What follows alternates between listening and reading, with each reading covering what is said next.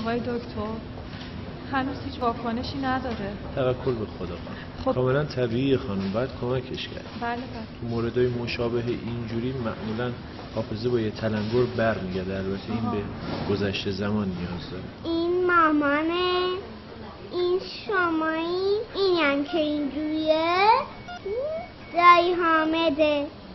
نگاه کن چقدر اون موقع چاق بوده. اینم نه، این عکس نوشین کوچولوه.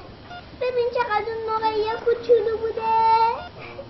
تو بغل همه نفسی لالا کرده. بذار ببینم. عمه میگه به تو رفته بابایی. چادری که مامانی برام دوخته بود گلگلی خیلی خوشگل بود. نگاه کن